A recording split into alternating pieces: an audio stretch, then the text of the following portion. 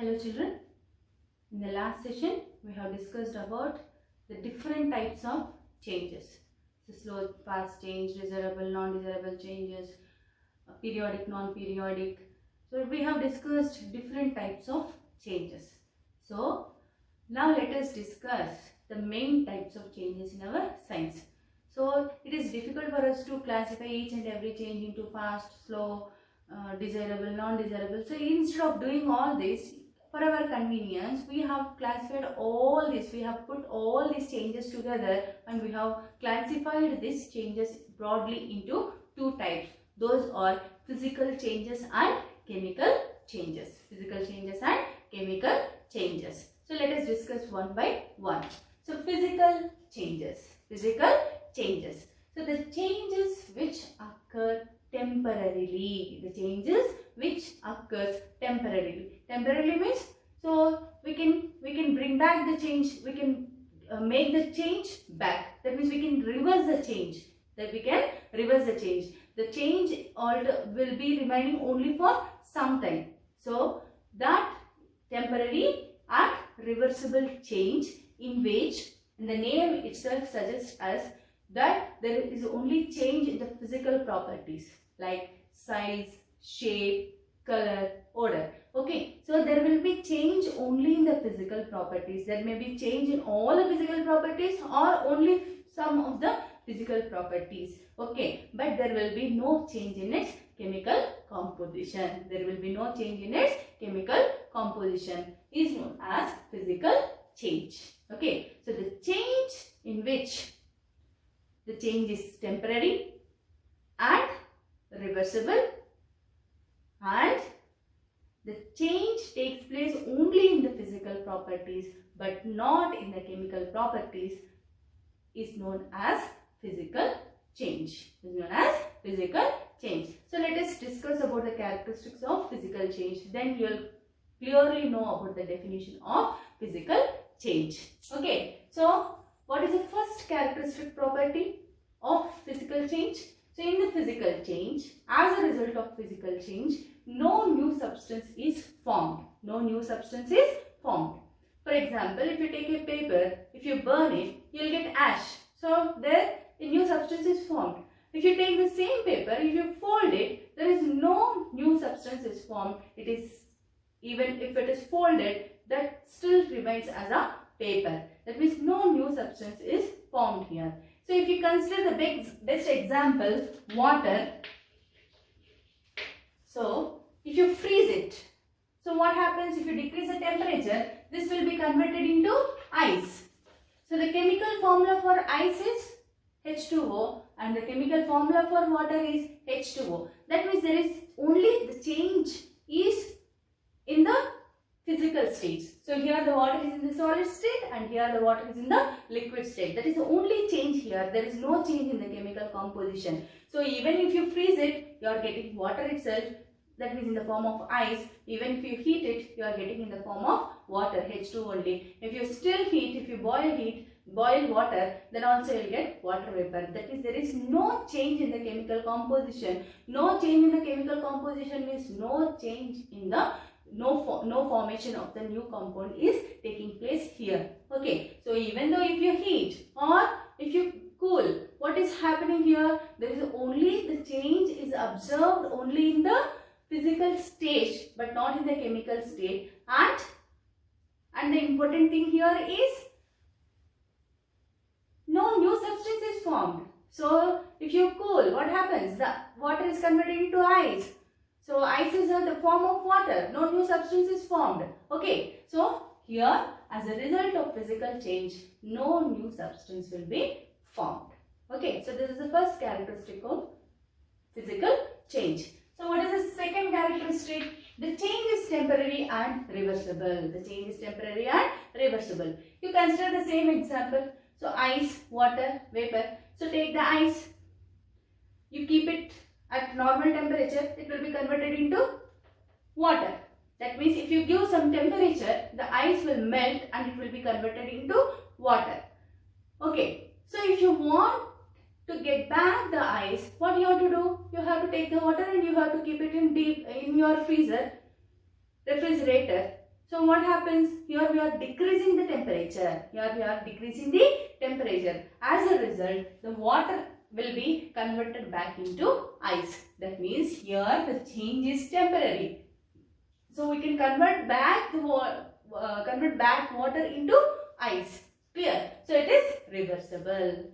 So in physical change, no new substance is formed and the change is temporary and reversible. So if you want to consider another example, you can take sulfur. You can take sulfur in a test tube and if you heat it. So if you heat any solid, what happens? At a particular temperature, the solid melts. Here the sulfur also melts into a pale yellow liquid. A pale yellow liquid. So after melting, if you remove the temperature and if you allow it to cool, so as soon as the temperature is lowered, it is cooled, immediately the yellow pale liquid of sulfur will be converted into solid sulfur. That means here the change is temporary and it can be reversed back. The change is only in the state. The solid sulfur is converted into liquid sulfur but not in the chemical composition. So the change, physical change is temporary and reversible. So third one is there is no change in the mass. There is no change in the mass during the physical change. So, you know melting of wax. So, you take a candle, if you burn it, what happens? The solid wax will be melted and it will be coming down in the form of liquid. So, as soon as it comes down, the temperature will be lowered at the lower position. So, due to the coolness, due to the decrease in the temperature, the liquid immediately will be converted into solid wax. So, you know that. That means here also the change is physical change, temporary, reversible. So, you can take the same example. Take a beaker and a weighing balance. So, add the wax, solid wax. You weigh it. For example, it is some X grams. Okay, so take a beaker, keep the solid wax in it. Okay, so you weigh it. Let us think that the weight of the beaker along with the solid wax is X grams. Now, you melt the solid wax. You melt the solid wax. So, now what happens? The solid wax will be converted into liquid wax. Okay, so now you take the beaker and weigh it. You will observe that the weight of the beaker with liquid wax is also X grams. X grams. That means there is a change in the state. That is, the solid wax is converted into liquid wax. But there is no increase or decrease in the mass of the wax. Okay, so there will be no change in the mass. There will be no change in the mass. Okay, so next, there will be no gain or loss of energy. There will be no gain or loss of energy during a physical change. We consider the same example again, interconversion of states of matter. So ice, water and water vapor. So here what is happening? Ice is absorbing some temperature and it is converting into water. So the water, what it does? It releases that amount of heat energy and it will be converting back into ice. That means the heat energy absorbed by a substance is again released by the substance since the change is reversible and temporary. How much amount of energy it is absorbing, the ice. Okay, so that much amount of energy is released by water. Okay, that means during a physical change, there is no gain or loss of energy. There is no gain or loss of energy. So, what are the characteristics of physical change? So, in physical change, no new substances are formed. No change, the change is temporary and reversible. The change is temporary and reversible. No change in mass will take place and no gain or loss of energy takes place. Okay, so we can combine all these four characteristics of physical change and we can define what a physical change is. So how can you define? Here. So a change in which A change in which no new substance is formed. A change in which no new substance is formed and in which the change is temporary and reversible. Change is temporary and reversible and takes place, and the change takes place only in the physical states like size, shape, color. Okay, so change takes place only in the physical state is known as physical change. Is known as a physical change. Okay, clear? So what is a physical change? So now let us discuss about chemical change. What is a chemical change? So what is a chemical change? A chemical change is a permanent change. A chemical change is a permanent change in which new substances are formed. In a physical change, there is no new substance formed. But this chemical change is a permanent change in which new substances are formed with different physical and chemical compositions of the original substance. With different physical and chemical composition of the original substance. So let us discuss one by one the characteristics of chemical change. So the first one is, we are saying that in a chemical change, new substances are formed. New substances are formed. So if you take iron and sulfur in a test tube and if you heat it, what happens? The iron and sulfur will react with each other and forms iron sulfide. Iron sulfide. Now let us check the properties. Let us check the properties. So here, we are taking only iron and sulfur. We are not taking the iron sulfide. But a new substance is formed from the two substances, iron and sulfur, and that new substance is iron sulfide. Iron sulfide. So a new substance is formed with a different physical and chemical compositions. With different physical and chemical composition. So let us see. You know, iron is attracted by the magnet and sulfur is soluble in carbon disulfide. Carbon disulfide, CS2. The solvent for sulfur is carbon disulfide. So sulfur is soluble in carbon disulfide. So these are the individual properties of iron and sulfur. Now you have taken those two and you have heated so that a new substance, iron sulfide, is formed, which will be in black solid, a grey blackish solid. Okay. So now if you observe, when you bring a magnet towards iron sulfide, you will observe that this iron sulfide is not attracted by the magnet. It is not attracted by the magnet, or it is not soluble in carbon disulfide, and it is also not soluble in carbon disulfide, which is a property of sulfur. And attracted by the magnet is the property of iron. So here you are getting a new substance with completely different physical and chemical properties. Here the chemical composition is changed and the physical properties are changed. Iron is attracted by the magnet, whereas iron sulfide is not attracted by the magnet. So a new substance with different chemical and physical compositions is formed. That may be one new substance or more than one new substances may be formed. Okay. So this is the first characteristic. The change is permanent and irreversible. You take a piece of wood or a paper, you burn it, so you will get ash. So the new substance formed here is ash. So even if you stop burning at the point, can you get back the paper or the wood from the ash? Can you convert the ash back into paper? So you cannot. So the change is permanent. Here the change is not temporary. So you are not able to bring back the paper or wood from the ash.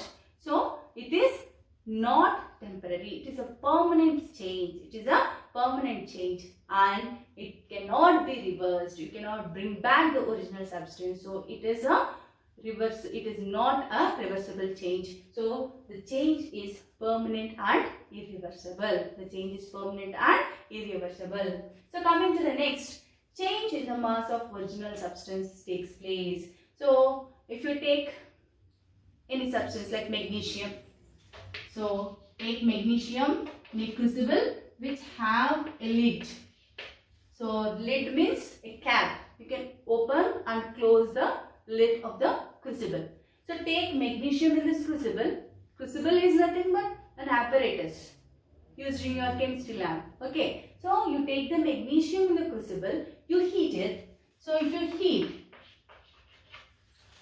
okay, so while heating, open the lid at sometimes, only for sometimes, at short intervals of time. Okay, you open the lid so that air will enter into the crucible and the combustion, the burning of magnesium will take place at a faster rate in a good processing way. Okay, so open the crucible so that air will be going inside.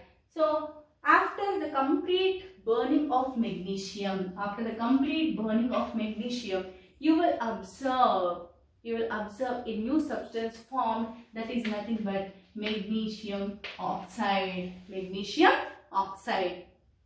Okay, so after the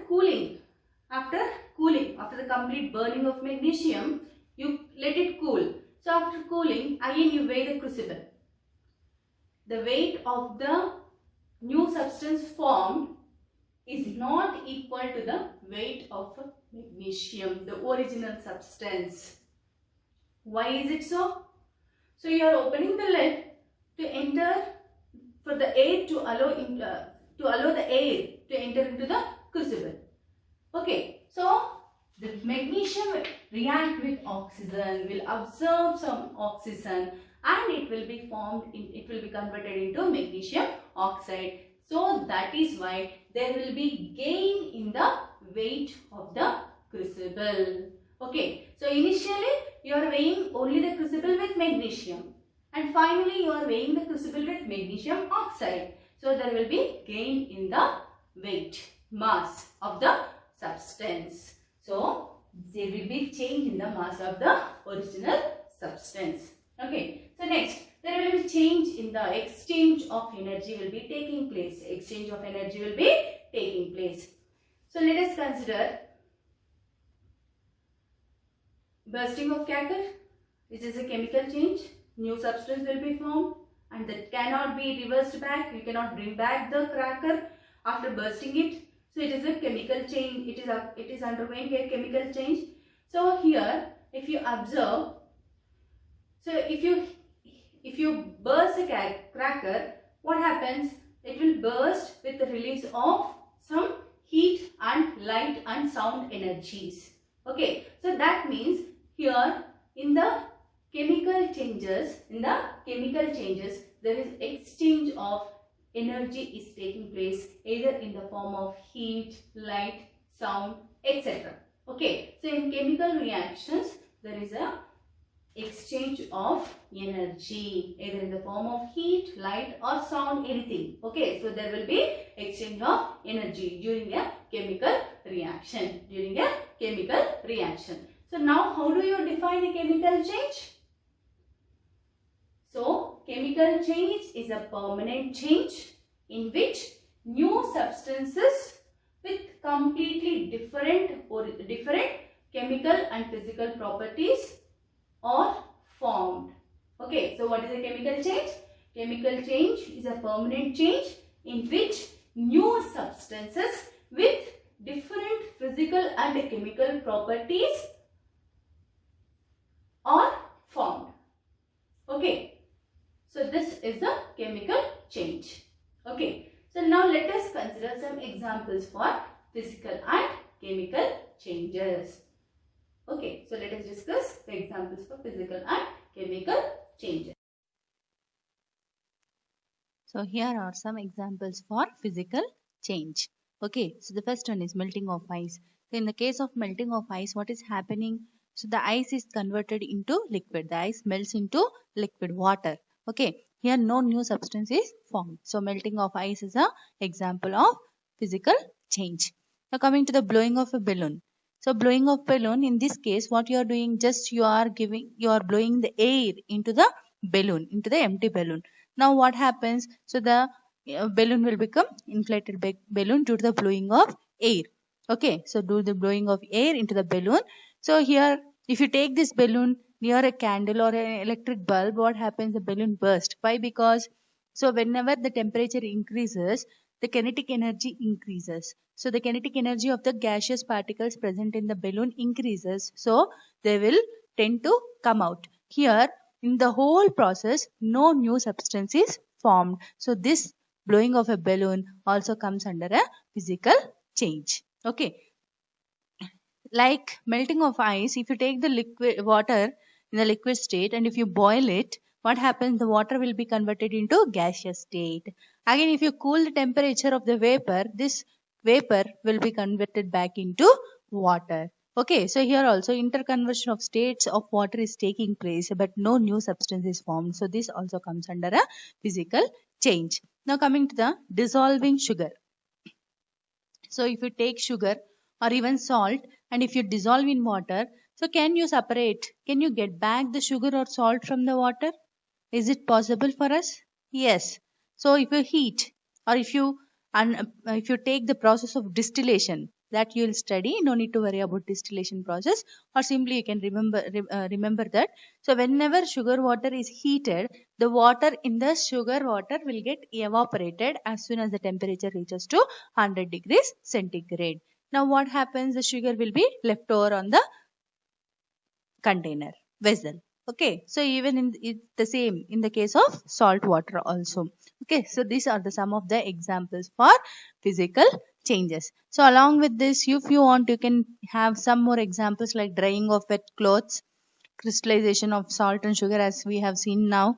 Okay, breaking of glass, magnetization of iron, cutting of vegetables, cutting of fruits, these all will come under physical change.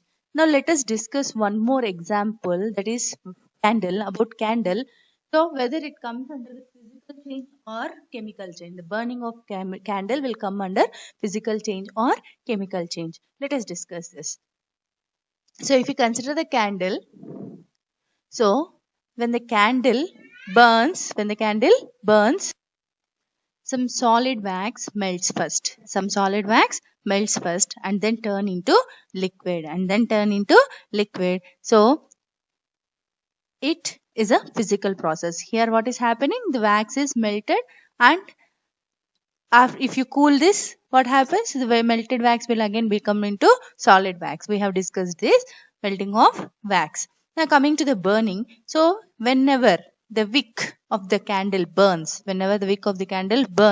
what happens? It burns to produce a flame. So here new substances, those are carbon dioxide and water vapor, are formed along with the evolution of light energy and heat energy. Here due to the burning of wick, what happens? You can observe light here, and if you put your hand there, you can observe the heat energy there. So along with the evolution of heat and light, carbon dioxide and water vapor will be produced. So in this process, new products are formed. So we can say that this is a chemical change. So burning of a candle undergoes both physical and chemical change. So melting of wax comes under physical change, whereas the burning of wick and the formation of carbon dioxide and water vapor comes under the chemical changes. So when a candle burns, we can observe both physical and chemical changes.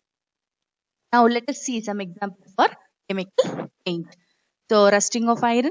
So iron nails, if you take iron nails, so if the iron nails get rusted, you cannot get back the iron from the rusted iron pieces, iron nails. Okay, so here rusting of iron means the iron will react with the moisture present in the atmosphere and forms iron oxide.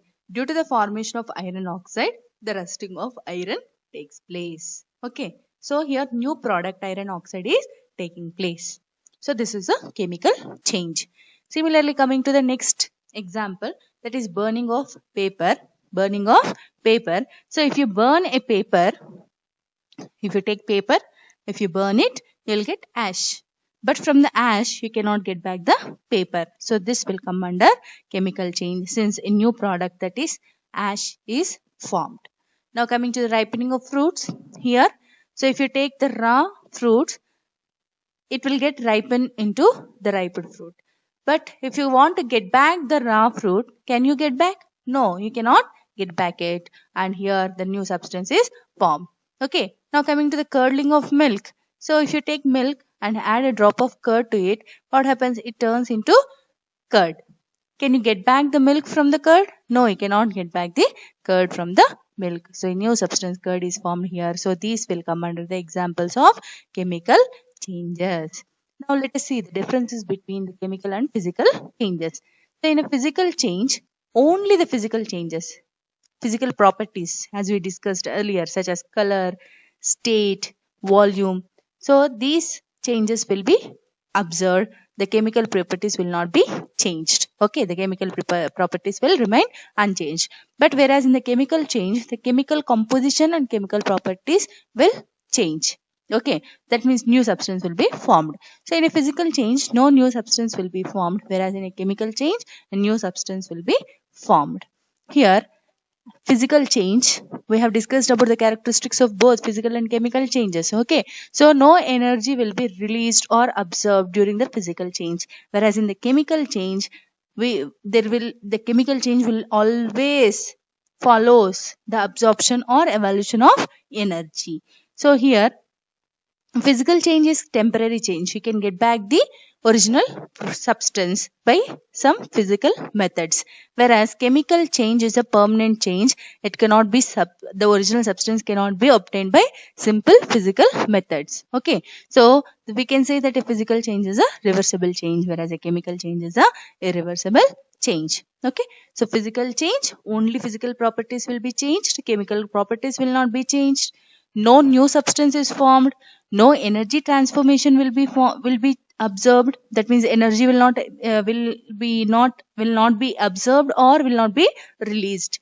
And physical change is a temporary and reversible. The original form of the substance can be regained by simple physical methods. Whereas coming to the chemical change, the chemical composition, chemical properties will undergo a change. Okay, so a new substance will be formed, and it is always accompanied by the absorption or evolution of energy, either in the form of heat energy or light energy or sound energy. And this chemical change is a permanent change and is irreversible, cannot be reversed back. So the original substance cannot be obtained by simple physical methods. We have to apply some chemical methods. Yeah, that too only in some cases it is possible to get the original substance back. Okay, so these are the differences between physical and chemical changes. Thank you.